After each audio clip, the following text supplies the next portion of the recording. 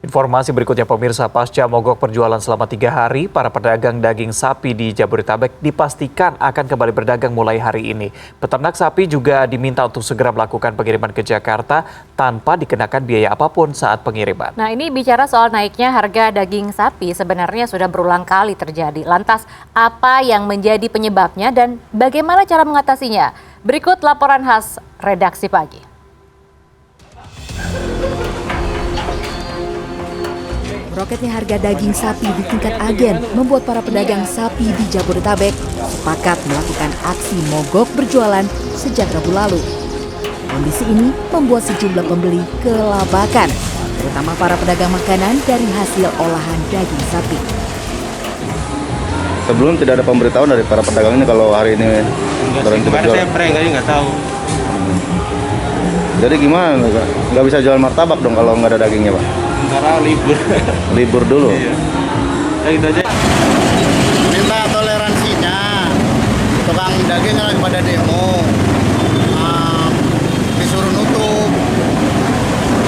Ya saya minta toleransi balik, itu kan udah terlanjur belanja gitu loh.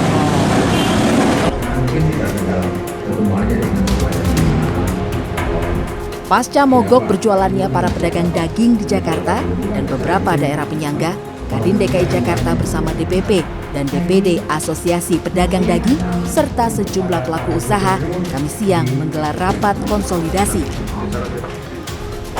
Hasilnya, para pedagang sapi diminta segera melakukan pengiriman ke DKI untuk segera dilakukan pemotongan tanpa adanya biaya apapun saat pengiriman, termasuk sewa kandang. Sehingga harganya ini sebenarnya dari eksportir, dari hulu naiknya.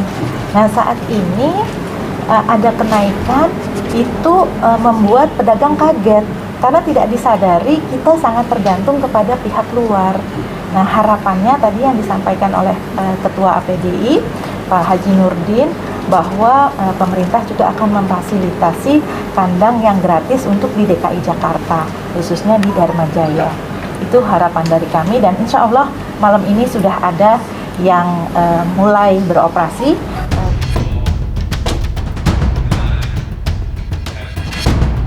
Ketua Asosiasi Pedagang Daging Indonesia mengakui lonjakan harga daging sapi sebenarnya telah terjadi sejak November 2020. Pihaknya menilai hal ini bisa teratasi bila pemerintah mau segera membuka keran impor mengambil alternatif sapi dari negara Meksiko dan Brazil yang memiliki harga lebih rendah dari sapi Australia dan Selandia Baru. Karena memang bisa beli nggak bisa jual, karena nggak bisa menaikkan harga di tingkat konsumen gitu. Kita masih menjual harga itu di 87, rata-rata di 110-115. Nah di posisi harga karkas di 96 terakhir kita motong itu sebelum adanya aksi demo posisi naik 98 itu juga di posisi rata-rata 110 sampai 115. Sementara itu, pengamat ekonomi menilai penyebab mahalnya daging sapi saat ini terletak di harga pakan ternak yang melonjak hingga 50%. Ditambah terjadinya bencana alam di sejumlah daerah yang berpengaruh terhadap produksi sapi lokal sekaligus distribusinya. Kondisi ini kemudian dimanfaatkan oleh para pemain daging sapi untuk kepentingan impor.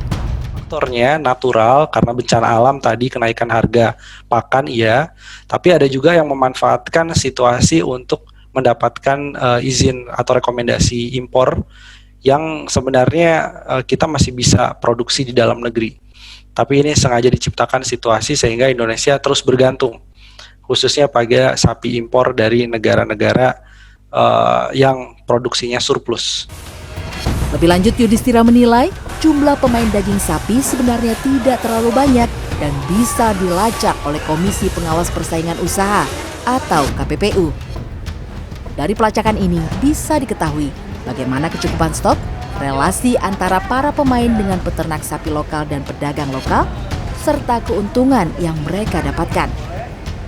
Dengan begitu, diharapkan permasalahan kerap naiknya harga daging sapi akan bisa terselesaikan. Tim Liputan, CNN Indonesia.